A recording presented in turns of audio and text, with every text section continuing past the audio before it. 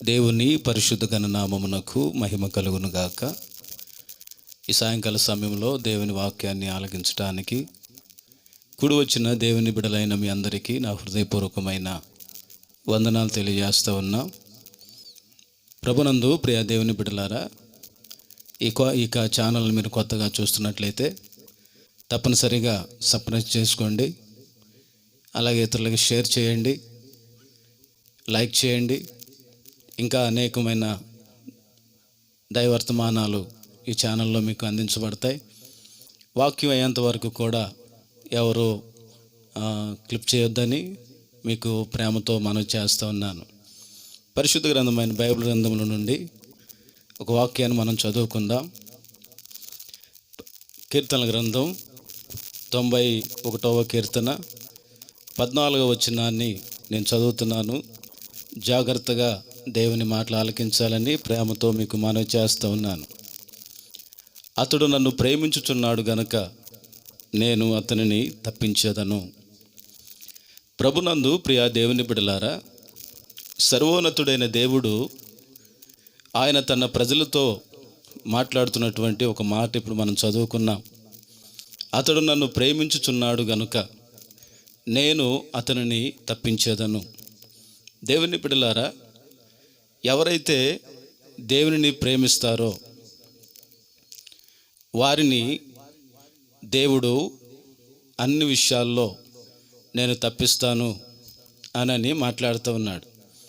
ఒకవేళ మీరు అడగొచ్చు, అయ్యా దేవుణ్ణి ఎలాగ మనం ప్రేమించాలి, ఆయన మనకి కనబడడు కదా అని ఒకవేళ మీరు అడిగితే అందుకు పరిశుద్ధ గ్రంథం ఏమని తెలియజేస్తుందంటే, యోహాను రాసిన మొదటి పత్రిక 5వ అధ్యాయము 2వ వచనాన్ని మనం చూస్తే అక్కడ ఏముందంటే, నా ఆజ్ఞలను గైకొనుటయే నన్ను ప్రేమించుట అని దేవుని మాటలు సెలవిస్తూ ఉన్నాయి. ప్రభునందు ప్రియ దేవుని బిడ్డలారా, ఎవరైతే దేవుని మాటలు వింటున్నారో, వాక్యాన్ని వింటున్నటువంటి మన జీవితంలో మనం ఎప్పుడైతే ఆజ్ఞలను గైకొంటామో అప్పుడు మనం దేవుణ్ణి ప్రేమిస్తున్నామని వాక్యం చాలా స్పష్టంగా తెలియజేస్తూ ఉంది. అలాగైతే నా ప్రియమైన దేవుని బిడ్డలారా, ఈరోజు వరకు దేవుని వాక్యాన్ని వింటున్నావు కానీ, ఆజ్ఞలు వింటున్నావు కానీ ఆజ్ఞలు గైకొనలేక ఒకవేళ ఉంటున్నావేమో. ఇక సాయంకాల సమయంలో ప్రభు నిన్ను ప్రేమించి నీతో మాట్లాడుతున్నాడు. నీవు ఆజ్ఞలు గైకొంటే నువ్వు దేవుణ్ణి ప్రేమిస్తున్నావని దీని ద్వారా నీకు అర్థమవుతుందని వాక్యం చాలా స్పష్టంగా తెలియజేస్తూ ఉంది. అయితే దేవుణ్ణి ప్రేమించే వారికి కలిగేటువంటి మేలు ఏంటి అంటే వాక్యంలో రాయబడుతూ ఉంది. చూడండి, ఆ మాటలు నేను మీకు చదివిస్తాను. కీర్తనల గ్రంథం 91వ కీర్తన 15వ వచనంలో ఒక మాట రాయబడుతూ ఉంది. అతడు నాకు మొర్రపెట్టగా నేను అతనికి ఉత్తరం ఇచ్చేదను అని దేవుడు మాట్లాడుతూ ఉన్నాడు.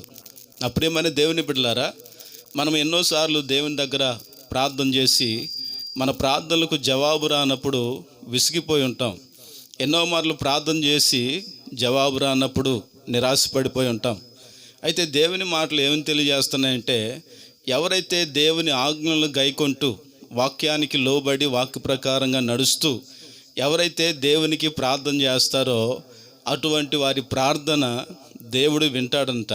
ఇప్పటి వరకు ఒకవేళ నీ ప్రార్థన జీవితంలో ఒకవేళ నీకు సమాధానం రాకపోతే, నీలో ఉన్నటువంటి చిన్న లోపాన్ని ఏంటి అంటే, వాక్యాన్ని వింటున్నాం కానీ వాక్యానుసారంగా నడిచేటువంటి జీవితం నీలో లేకపోతే దాన్ని నువ్వు సరి చేసుకొని వాక్యానికి లోబడి వాక్య ప్రకారంగా నువ్వు నడిస్తే నీ ప్రార్థన దేవుడు వింటాడంట. వాక్యం రాయబడుతూ ఉంది, బలులు అర్పించుట కంటే మాట వినుట శ్రేష్టం అని వాక్యం రాయబడుతూ ఉంది. ఎవరైతే ఆయన్ని ప్రేమిస్తారో ఆయన ఆజ్ఞలు ఖచ్చితంగా వారి జీవితంలో వారు తప్పనిసరిగా గైకొంటారు. వాక్యానుసారమైన జీవితం అనేది వారిలో ఉంటుంది. ఇకపోతే రెండవదిగా వాక్యంలో రాయబడుతూ ఉంది, శ్రమలో నేను అతనికి తోడై ఉండేదను అని ప్రభు మాట్లాడుతూ ఉన్నాడు. ఎవరికి దేవుడు శ్రమలో తోడుగా ఉంటాడంటే, ఎవరైతే దేవుణ్ణి ప్రేమిస్తున్నారో, ఎవరైతే ఆయనకి ఇష్టలుగా ఉంటారో అటువంటి వారికంట దేవుడు శ్రమలో కూడా వారిని విడిచిపెట్టకుండా ఆ శ్రమలో వారికి తోడుగా ఉండి వారికి అన్ని విషయాల్లో సహాయం చేస్తాను అని మాట్లాడుతూ ఉన్నాడు. దానికి ఒక చక్కని నిదర్శనం వాక్యంలో రాయబడుతూ ఉంది. ఆదికాండం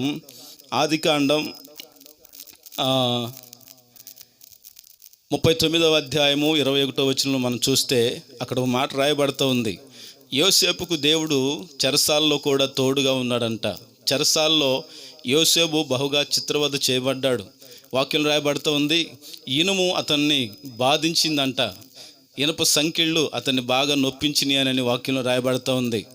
దేవుని బిడ్డలారా, నిష్కారణంగా యోసేపు చెరసాల్లో వేయబడ్డాడు. అతడు ఎంతో హింసించబడినప్పటికీ కూడా వాక్యంలో రాయబడుతున్న రీతిగా అతడు దేవుణ్ణి ప్రేమిస్తున్నాడు గనక, దేవుని ఆజ్ఞలు గైకొంటున్నాడు గనక, దేవుడు చెరసాలలో కూడా యోసేపుని విడిచిపెట్టక, యోసేపుకు దేవుడు తోడుగా ఉండి యోసేపుని చెరసాలలోంచి ఆయన విమోచించినట్లుగా, శ్రమంతటిలోంచి దేవుడు అతనికి సహాయం చేసినట్లుగా లేఖనాల్లో రాయబడుతూ ఉన్నాయి. నా ప్రియ దేవుని బిడ్డ, ఈరోజు ఒకవేళ శ్రమలలో కృంగిపోతున్నావేమో, శ్రమలలో నలిగిపోతున్నావేమో, శ్రమలలో ఎటువైపు వెళ్ళాలో అయోమయ స్థితిలో ఉన్నావేమో. అయితే వాక్యం చెబుతుంది, నువ్వు దేవుణ్ణి ప్రేమిస్తే ఆ సర్వశక్తిమంతుడైన దేవుడు ఆ శ్రమలో నీకు తోడుగా ఉంటాడంట, నిన్ను ఆదరిస్తాడంట, నిన్ను బలపరుస్తాడంట, నిన్ను ధైర్యపరుస్తాడంట. అంతేకాదు నీ శ్రమలోంచి నిన్ను విడిపిస్తానని ఆయన వాగ్దానం చేస్తూ ఉన్నాడు. కనుక నా ప్రియమైన దేవుని బిడ్డలారా, దేవుని ప్రేమించడం నేర్చుకుందాం, దేవునికి లోబడదాం. వాక్యానుసారంగా మనం జీవించినప్పుడు సర్వశక్తిమంతుడైన దేవుడు మనకు తోడుగా ఉండటమే కాదు, మన ప్రతి పరిస్థితిని ఆయన తన స్వాధీనం తీసుకొని మన జీవితాల్లో నెమ్మదిని కలుగజేయవాడు, సంతోషాన్ని ఇవ్వగలిగినటువంటి వాడు. ఇప్పటి వరకు ఒకవేళ జీవితంలో నెమ్మది లేక, మనశ్శాంతి లేక, సమాధానం లేక ఒకవేళ నువ్వు బాధపడుతున్నట్లయితే ఈరోజే దేవుని దగ్గర ఒక చక్కని తీర్మానం చేసుకో.